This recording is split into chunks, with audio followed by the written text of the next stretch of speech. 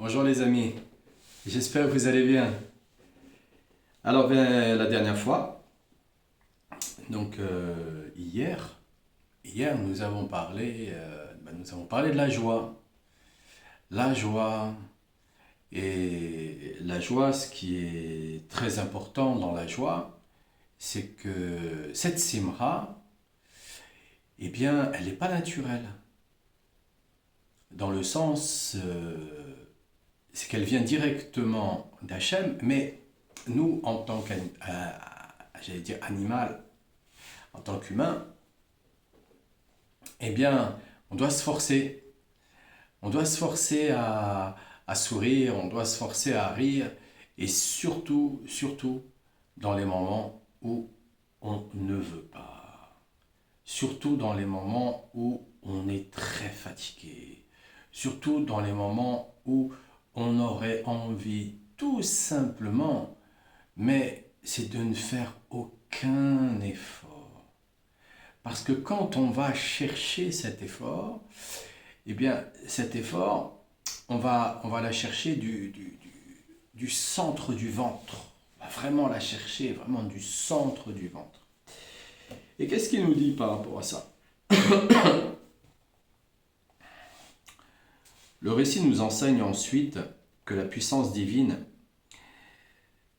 n'acquiert sa pleine force que grâce à la bonté, et qu'il faut inclure le côté gauche dans le côté droit. Cependant, il faut donner la préséance à la crainte de Dieu, car c'est lui qui a perdu quelque chose qui doit partir à la recherche de cette chose. Alors effectivement,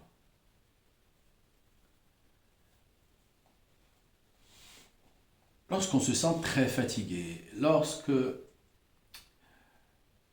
l'information que l'on a reçue, on n'aurait qu'une seule envie, en fait, c'est de ne pas sourire. Parce que cette information, elle est, elle n'est pas du tout comme on aurait conçu que cela soit pour pouvoir sourire. Donc il va nous falloir aller chercher beaucoup de force, beaucoup de force, beaucoup de force.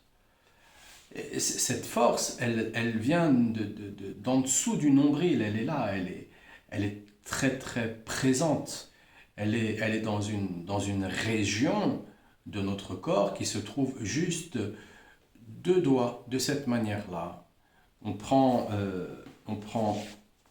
le nombril, disons que voilà, cette gomme-là, c'est le nombril, et on place juste deux doigts en dessous.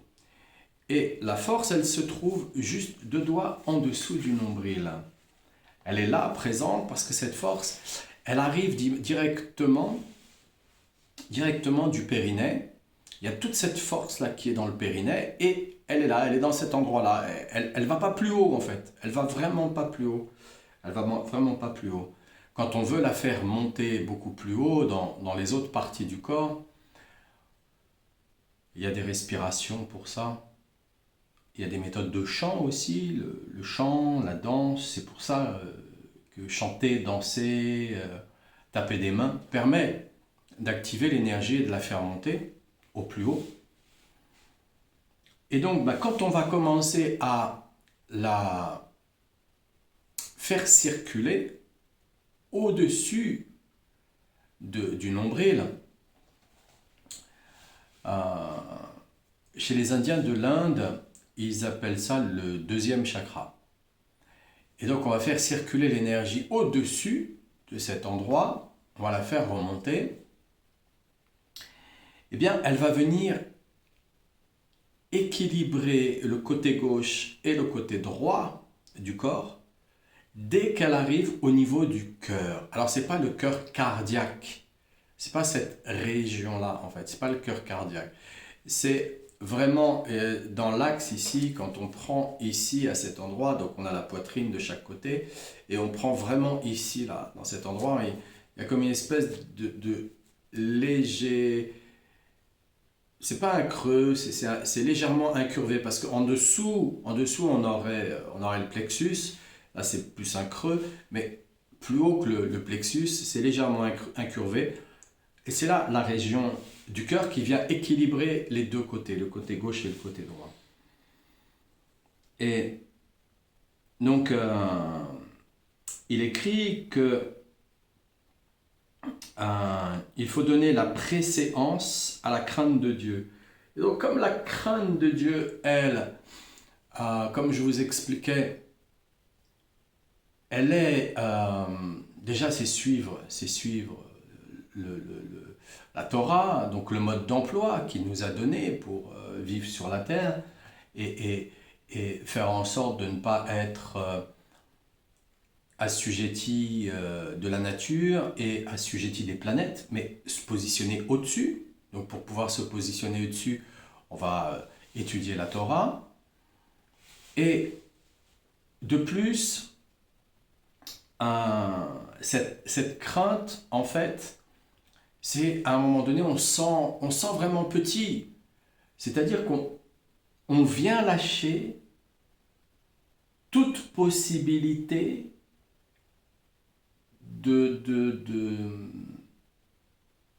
d'essayer de comprendre pourquoi il faut rire à ce moment-là, pourquoi il faut sourire à ce moment-là, pourquoi il faut se forcer à ce moment-là. On n'essaye même plus, on est juste discipliné. En fait, c'est vraiment juste de la discipline toute simple, toute simple. Il nous a dit, il faut faire comme ça.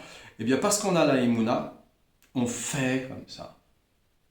On ne cherche pas, on va comprendre après, mais on va comprendre par rapport à sa situation, par rapport à l'instant dans lequel on est, sur le coup. On ne peut pas en faire une généralité. On ne peut pas dire parce que vous allez rigoler, parce que vous allez sourire, parce que vous allez porter la simra, alors on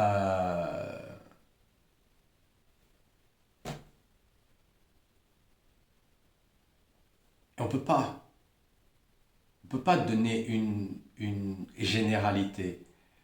C'est vraiment chacun va le faire, chacun va se mettre en route pour faire l'effort. Et comment faire l'effort? Ben, c'est en le faisant. Voilà. Comment faire l'effort? C'est en le faisant. On peut pas, il n'y a pas d'autre solution. Et c'est parce qu'on le fait, là d'un seul coup, ben, on est à l'intérieur et puis là on se dit, mais ah ouais, mais en fait ça semblait difficile au début. J'avais l'impression de pousser les meubles. Et c'est vrai, c'est vraiment une impression de pousser les meubles parce que c'est les meubles, c'est dans le sens nos vieilleries intellectualisées, conformes à notre tradition, à notre éducation, à ce que l'on croit. Vraiment, tout ça, c'est conforme à tout ça. Donc, c'est nos vieilleries, quoi. C'est des vieux meubles, ils sont là, ils sont installés. Et on croit que avec ça, la déco, elle est super. Mais en fait, la déco, il faut tout le temps la changer. C'est pour cette raison qu'Hachem il nous a donné aussi la femme. C'est parce que la femme, elle est continuellement en train de changer la déco de son intérieur. Elle est tout le temps en train de chercher la surprise et l'étonnement. Parce que c'est dans sa nature. C'est dans sa nature. Donc elle vient nous montrer comment nous, de notre côté, on doit aussi utiliser cette nature parce que ça fait partie aussi de nous. C'est notre côté gauche. Notre côté féminin. Mais ce côté féminin, lui, il a besoin qu'on le pousse. Il a besoin qu'on le pousse. Et ça va nous permettre, en fait, la simra, là par contre, c'est dans un sens général, ça va nous permettre, la simra, elle va nous permettre de faire tomber la compétition. Parce que l'Antiquité grecque est toujours présent au XXIe siècle. C'est un égrégore qui est là Et donc c'est Esav qui est là et qui vit par rapport à la compétition et qui vit par rapport je fais quelque chose pour pouvoir recevoir quelque chose. Et puis ce quelque chose que je vais recevoir, il faut que je reçoive la médaille d'or, quoi. Parce que sinon, c'est pas bien. Parce que sinon, c'est pas bien. Ça n'a rien à voir avec le principal, c'est participer. C'était Coubertin qui disait ça, et encore, c'est peut-être même pas lui, peut-être qu'il y en a d'autres avant qui ont pu le dire. Mais bon, ça s'est généralisé dans la sous-culture. Et la Simra, elle est vraiment là pour pousser les meubles. Il faut tout changer. Dans l'instant là, on ne sait pas pourquoi, mais on doit chercher le rire. Pourquoi? Parce que dès qu'on est dans la Simra, on est dans la présence d'Hachem. On est avec Hachem. Il n'y a pas de différence en fait entre la Simra et Hachem. Alors certains vont avoir envie de le voir pour pouvoir y croire. Et il y en a qui vont avoir envie de l'entendre pour pouvoir le comprendre. Eh ben non, c'est rien de tout ça. C'est rien de tout ça. C'est la Simra qui permet vraiment d'aller chercher cet équilibre. Et cet équilibre, elle, bah oui, la préséance à la crainte de Dieu, bah oui, la préséance à la crainte de Dieu. Parce que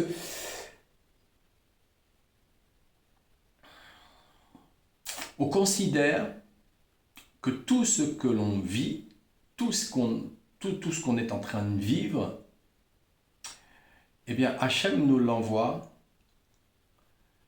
pour une raison qu'on ne comprend pas. Et on apprend par nos sages que la seule manière de comprendre ce qu'on ne comprend pas, c'est la Simra.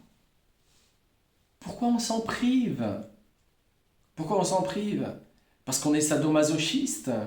Parce qu'on aime souffrir? Parce qu'on ne veut pas changer les meubles, on ne veut pas les pousser, parce qu'on veut rester hyper sérieux, parce que le monde est victime de la sériosité. J'ai appelé ça la sériosité. Vraiment, c'est la maladie après les années 50, la sériosité. Les gens ils commençaient à devenir de plus en plus sérieux.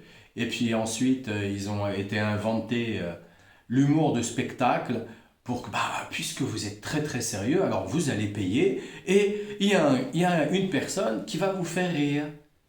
Mais on n'a pas besoin de ça. Pourquoi on aurait besoin de ça? Pas besoin de ça.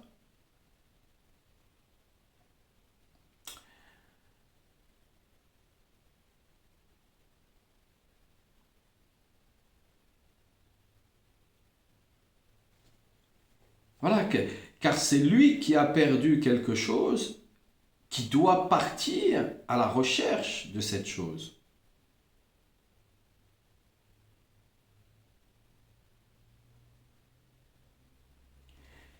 Donc, parce que la Simra, on l'a perdu. On l'a perdu à cause de la recherche de la connaissance, à cause de la compétition, à cause du pouvoir, le fait de vouloir absolument briller dans n'importe quelle circonstance. Mais quand on oublie ça, quand on regarde le cordonnier à trois coins, il est handicapé le cordonnier à trois coins, et il fait des chaussures à moitié, et quand on regarde comment on se retrouve dans certaines situations, ben, si on a honte, si on est victime de la honte, si on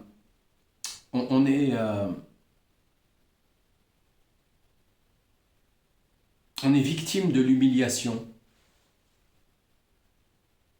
mais c'est là où il faut en rire. Alors sur le coup, sur le moment, peut-être pas, c'est très délicat, c'est très délicat. Ça peut énerver encore plus les détracteurs. les bourreaux, ça peut les énerver encore plus, donc c'est très délicat. Néanmoins, après, le fait d'en rire, ça permet d'emmener la guérison. C'est de cette manière-là qu'on guérit la honte, l'humiliation. On se dit, oh, fallait que je vive ça pour me libérer de ça. C'est un mal pour un bien, en vérité. Et bien souvent, le médicament, il est amer.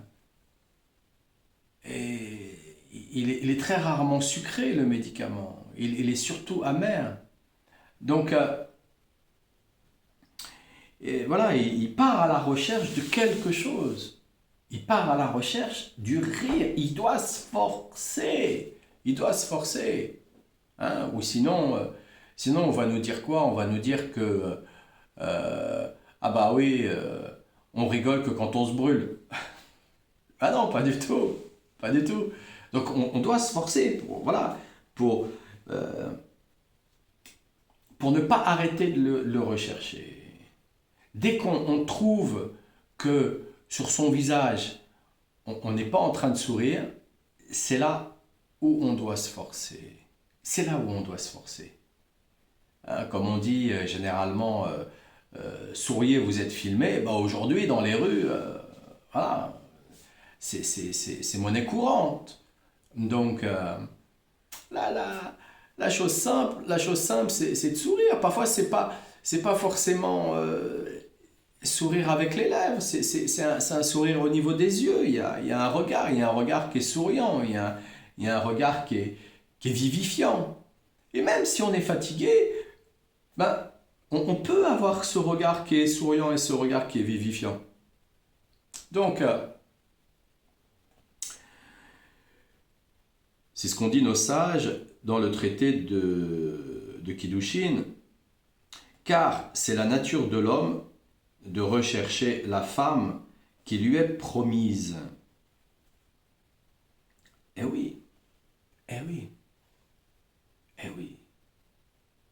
Mais en fait, là, ça peut être expliqué de plusieurs manières, mais là, par rapport à ce qu'on est en train de dire, c'est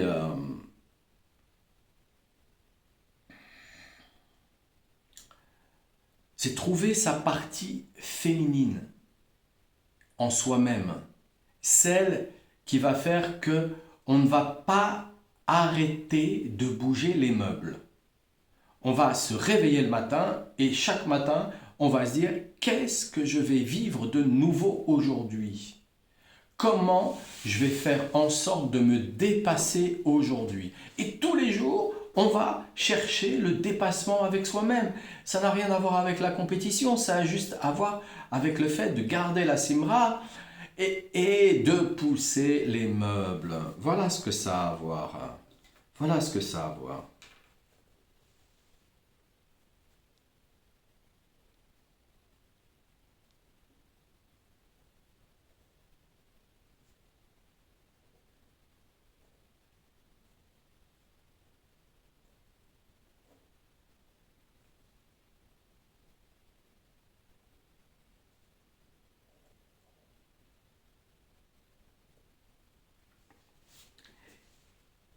Et ils ont donné l'exemple de quelqu'un qui a perdu quelque chose. Mais oui, on a perdu quelque chose puisque Chava, elle vient de la gauche d'Adam et non pas de la côte comme certains ont été le traduire chez les Grecs et ensuite chez les Romains pour aujourd'hui où beaucoup y croient encore. Comme quoi un mensonge, une hérésie, ça perdure. Hein. Ça perdure. C'est très lourd, c'est très très lourd dans dans le mensonge. Le mensonge, c'est lourd en fait. C'est quelque chose de lourd. C'est d'ailleurs pour cette raison qu'ils disent euh, plus c'est gros, plus on y croit. Un prestidigitateur, un illusionniste, il nous fait des trucs mais tellement gros qu'on y croit. Et en fait, aujourd'hui on voit ça sur les réseaux, il y a des illusionnistes qui cassent le mythe et qui nous montre certaines techniques très simples. Pour quelle raison? C'est pas juste pour casser, je pense que c'est pour garder le fait de certaines illusions, des illusions de spectacle, qui ne peuvent être reproduites que par des professionnels de l'illusionnisme, quoi, de cette magie. Donc, pourquoi? Parce que Rava, elle vient du côté gauche d'Adam. Donc Adam, il se sent comme dépossédé de quelque chose. Donc nous, en tant qu'hommes, on se sent toujours dépossédé de quelque chose. Dépossédé. C'est pour ça qu'on est toujours à la recherche de la femme qui nous est promise. Mais si on commence à l'idéaliser,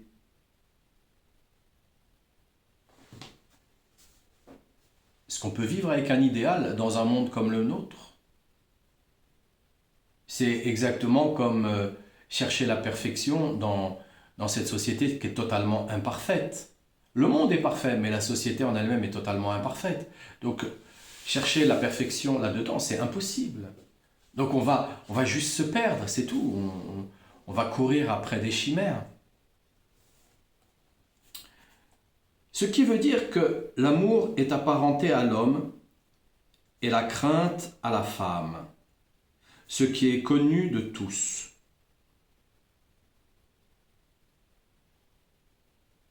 Alors là, l'amour est apparenté à l'homme et la crainte à la femme, ce qui est connu de tous. Et il faut donc que la crainte précède l'amour, car l'amour est toujours en quête de la crainte. De la même manière que celui qui a perdu quelque chose va à la recherche de la chose perdue.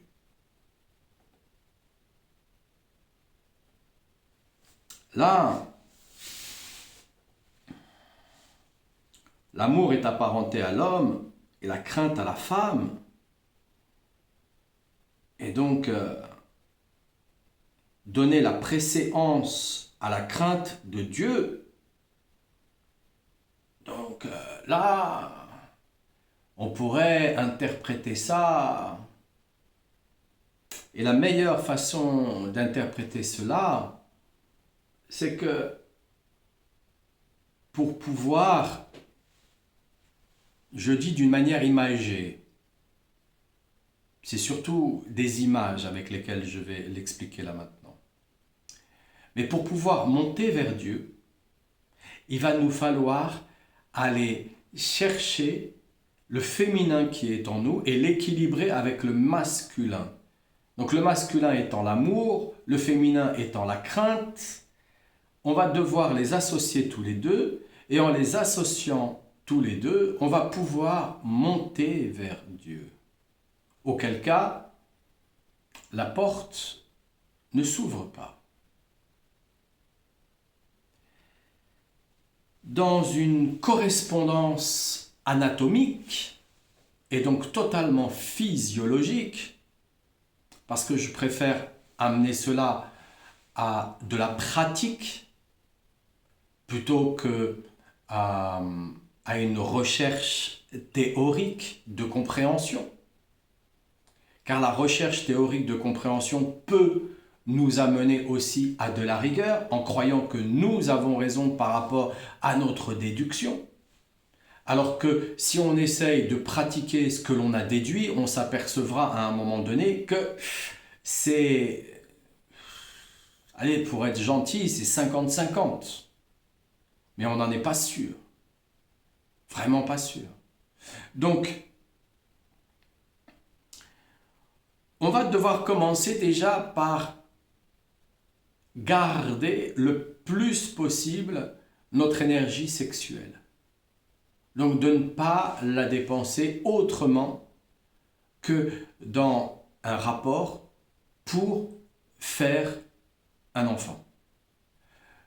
Deuxièmement, cette énergie-là qui est dans le périnée, qui ensuite va aussi dans les gonades, qui descend, en vérité, elle descend elle descend de la pinéale, donc elle descend du cerveau, elle descend le long de la colonne vertébrale, elle vient du côté blanc du cerveau.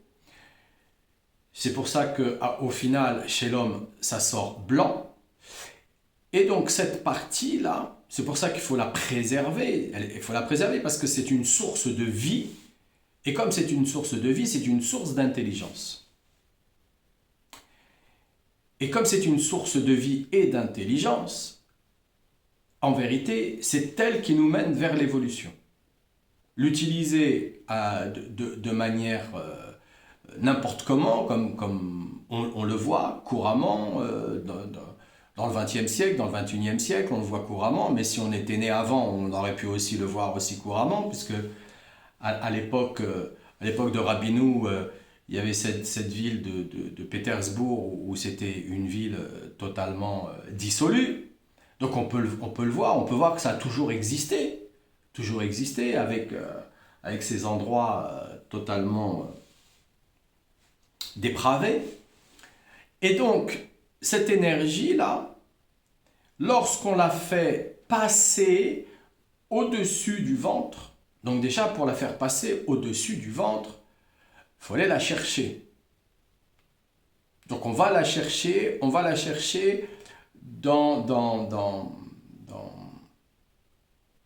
le balancement.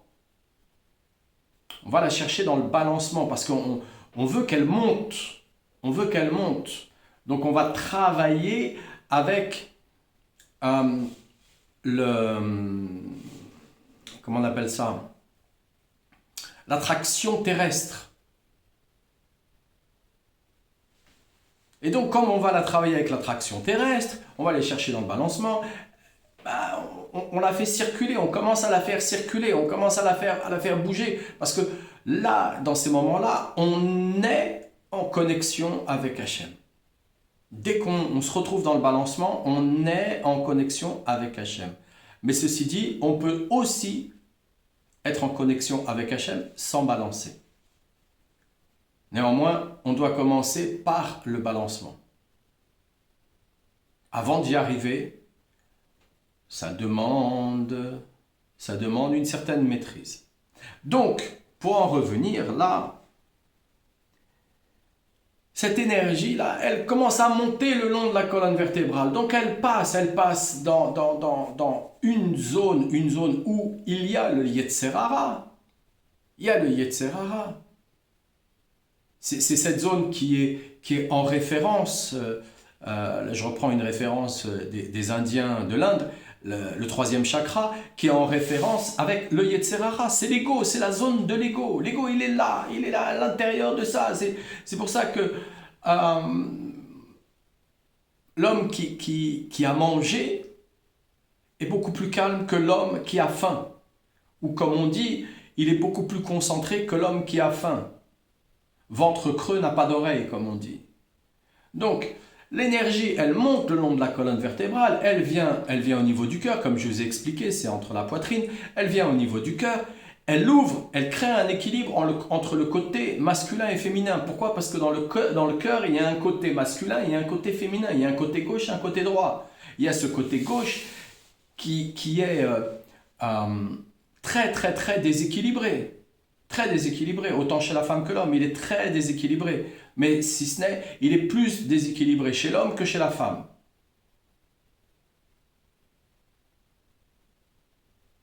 Et là, cette énergie, elle continue sa course, elle monte le long de la colonne vertébrale, elle arrive au niveau de la gorge, donc le parler, le langage. Donc c'est pour ça, on est là et on récite. C'est pour ça qu'il nous est demandé de faire notre tefila le matin à jeun.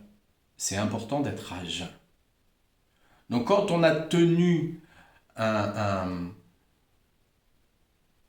jeûne intermittent, c'est-à-dire qu'on s'est arrêté de se nourrir on va dire à partir de 18h la veille, et qu'on se met dans la tefila, on est déjà la tefila du matin, on est déjà à 10-12 heures de jeûne. Et quand on va commencer à se mettre dans la tefila, et on va pénétrer dans la tefila, on commence à parler, donc l'énergie elle monte. Elle monte, elle monte, elle monte. Et là, l'énergie, elle peut retourner dans la pinéale. Et quand elle retourne dans la pinéale, elle allume, elle éclaire, elle ouvre, elle ouvre, elle ouvre, elle ouvre, elle ouvre, elle ouvre. Mais ce sera toujours Hachem qui détiendra l'ouverture finale. Nous, on pourra toujours aller chercher des ouvertures, mais l'ouverture finale, ça sera toujours Hachem, parce que c'est une accumulation en fait. Une accumulation. C'est-à-dire que notre système de connexion, synaptique doit être connecté d'une certaine manière et il doit prendre l'habitude de se connecter de cette manière-là. Et en prenant l'habitude de se connecter de cette manière-là, il crée naturellement une quantité de neurones. Et dès que la quantité de neurones elle est présente, elle fait basculer. Elle ouvre une porte qui est totalement différente. Et c'est là où le clapet, parce qu'on a un clapet au niveau dans le haut de l'estomac, on a un clapet. C'est là où le clapet il va fermer la zone enzymale et l'énergie, elle va fuser. Il y a un total équilibre là dans ces moments-là. Donc là, c'est plutôt physiologique dont je vous parle. C'est plutôt physiologique. Donc le fait est, c'est que cette recherche est primordiale. Mais on nous dit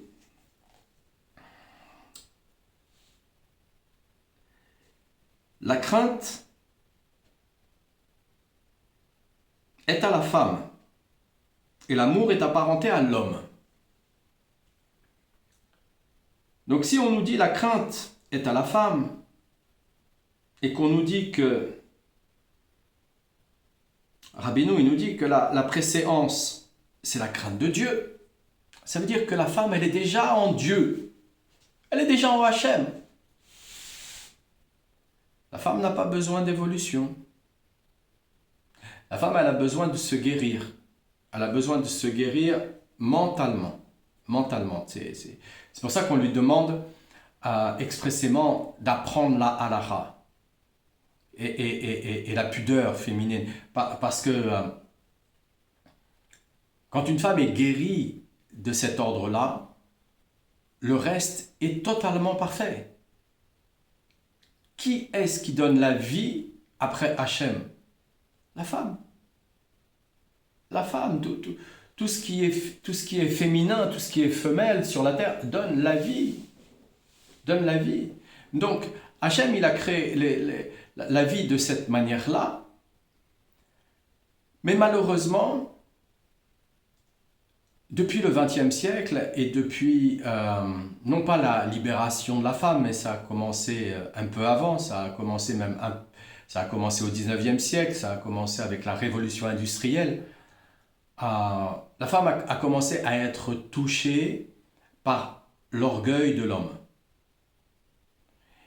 Et l'homme qui est victime de cet orgueil, et donc il en est malade, et bien la femme aujourd'hui au XXIe siècle, elle est malade. C'est pour ça que la femme aujourd'hui, elle se comporte comme un homme. Comme un homme. Alors que ça n'a pas de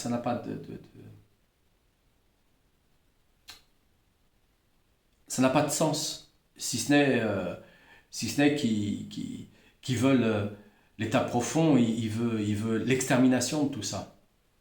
Il veut l'extermination de la femme, et c'est pour ça qu'il n'y a plus de... Ils enlèvent les genres. Donc, je pourrais en parler encore plus longtemps, mais je préfère m'arrêter à cette explication-là que je vous ai donnée. Et sur l'équilibre entre la partie féminin et la partie masculine. Le masculin, l'homme étant l'amour, le féminin étant la crainte. Et quand on l'équilibre en soi, alors à ce moment-là, on se retrouve avec Hachem. Enfin, façon de parler. On commence on commence les étapes, on commence une nouvelle fois, une nouvelle vie, on renaît totalement. C'est c'est très fort, c'est très très profond, c'est c'est vraiment très très fort. C'est vraiment très très fort parce que parce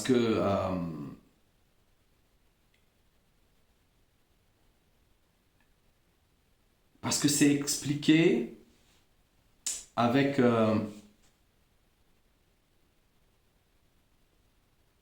avec un équilibre tel que peu importe la génération est censée le comprendre. Maintenant, maintenant, le comprendre est une chose, le pratiquer est mieux, vraiment mieux, vraiment mieux, vraiment mieux, vraiment mieux. Vraiment, vraiment si vous le pratiquez déjà, si vous êtes en chemin pour le pratiquer, mais c'est magnifique. C'est vraiment magnifique parce que vous comprenez à quel point c'est utile. C'est pas, c'est pas de la philosophie, c'est pas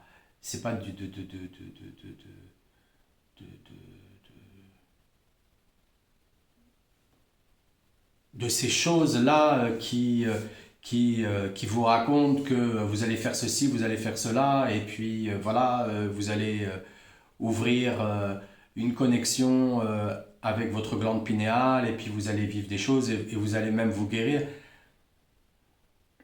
Et il y a beaucoup de personnes, je pense, qui aujourd'hui, après avoir fait tous ces essais, se rendent compte que ça ne marche pas. Parce que ça ne marche pas pour tout le monde. Il ne peut pas y avoir de généralité. Parce que le miracle vient toujours d'Hachem, mais si nous, nous voulons participer à ce miracle, il nous faut faire beaucoup d'efforts tous les jours. Beaucoup d'efforts tous les jours. Beaucoup, beaucoup, beaucoup d'efforts tous les jours. Et donc ça, cet effort-là, il vient pas comme ça. Il vient parce qu'on a un vouloir. Parce qu'on est là et on se dit, j'en ai marre, et j'en ai marre, et j'en ai marre d'en avoir marre, et qu'est-ce que c'est que ça, et pourquoi je suis encore comme ça, et pourquoi après 10 ans de thérapie, c'est toujours la même chose, et pourquoi après 15 ans de ceci, c'est toujours la même chose, et pourquoi... Moi j'ai rencontré des gens, ça faisait 20 ans qui suivaient un chemin, et je me disais, mais waouh, mais comment ils devaient être avant? Et au final, non. Au final, non, ils avaient vécu des expériences, ils avaient vécu des trucs assez sympas. Pour eux, ils racontaient des choses assez sympas. Mais au final, euh,